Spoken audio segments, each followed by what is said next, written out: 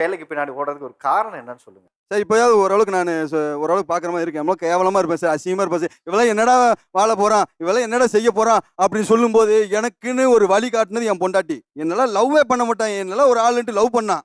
சரி நம்ம வந்து ப்ரொப்போஸ் பண்ணான். நம்மளால ஒரு பிள்ளை ப்ரொப்போஸ் பண்ணிவிட்டாலும் எனக்கு அவ்வளோ ஒரு சந்தோஷம் சார்.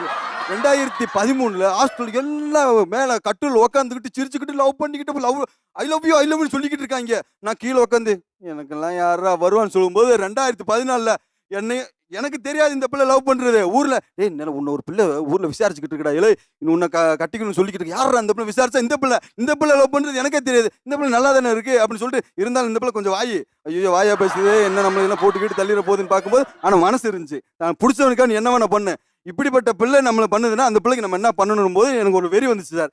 எங்க மாமனார் வந்து கொஞ்சம் டீசெண்டா இருப்பாப்ல. என்ன பண்ண அவருக்கு தேவை ஒரு கவர்மெண்ட் மாப்பிள்ள, இல்லைன்னா பர்மனன்ட் ஜாப் மாப்பிள்ள வேணும்னு கேட்டாப்ல. எனக்கு வந்து நான் வந்து படிச்சு முடிச்சேன் சார். படிச்சு முடிச்சுட்டு ஒரு இந்த கம்பெனியில் வேலை பார்த்தா பர்மனன்ட்னு சொன்னாங்க. பர்மனன்ட் ஜாப் வாங்கணும், பர்மனன்ட் ஜாப் வாங்கி அந்த அம்மாவை கட்டணும்னு வெறி சார். அவங்க அப்பனாத்தா கூட ஃபோன் போட்டு நான் பர்மனன்ட் ஆயிட்டுன்னு சொல்லலை சார். மாமனார் ஃபோன் போட்டு மாமா உன் பொண்ணை கூடு, மாமா கூடு அப்படின்னு கேட்டப்ப எனக்கு வந்த சந்தோஷம் வேற மாதிரி இருந்துச்சு சார். நாங்கள் வந்து கிராமிய கலைஞர் சார், உரிமை அடிப்போம்.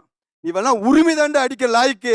இவெல்லாம் வேலையே செய்ய மாட்டான்னு சொன்னவங்க எல்லாம் இப்போ வந்து என் கம்பெனியில் 40,000 50,000 சம்பளம் வாங்கும்போது மேலே எங்கேயும் பார்க்கும்போது எனக்கு ஒரு சந்தோஷம் வருது. அந்த சந்தோஷம் என் பொண்டாட்டி பிள்ளைங்க டிப்டாப்பாக ட்ரெஸ் போட்டு இப்படி வரும்போது இந்த மாதிரி வரும்போது இதுவே இந்த ஷோக்கு போனதே பல பேர் பார்த்து ஷோக்கெல்லாம் போயிட்டானாடா எப்பா சாமி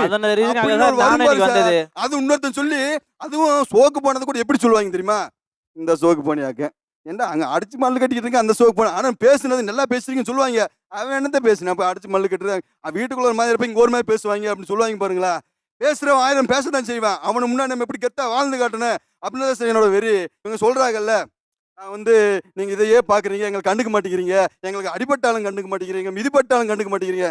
ஏம்மா உனக்கு ஒரு 5 வயசு பிள்ளை 6 வயசு பிள்ளை ஐயா வலிக்குதுன்னு சொல்லாத அளவுக்கு இல்லைன்னா நீ பார்க்க உனக்குள்ள உள்ள ஒரு வலி இருக்கு, உனக்குள்ள ஒரு வெளியே ஒரு வலி இருக்கு. கைகால் வலிக்குதுன்னா உனக்கு தெரியாதா? நான் மேலேருந்து வேலையை பார்த்தா மீத வேலையை அம்மா உடம்பு முடியல காசு போட்டா போயிட்டு வா, முடியலைன்னா நம்ம சொந்த பந்தம் இருக்கு, சொந்த பந்தம் கூட்டு போயிட்டு வா. நான் இதை பார்த்து நீ அதை பாருன்னு கொஞ்சம் சாக்ரிஃபைஸ் பண்ணணும் சார். அதாவது கொத்தனாரே வீடு கட்டி, கொத்தனாரே பெயிண்ட் அடிச்சு, கொத்தனாரே எல்லா வேலையும் பார்த்து, கொத்தனாரே அம்பிட்டு வேலையும் பார்த்தா என்ன பண்ண அது எதுக்குன்னு ஒரு ஆள் இருக்கு.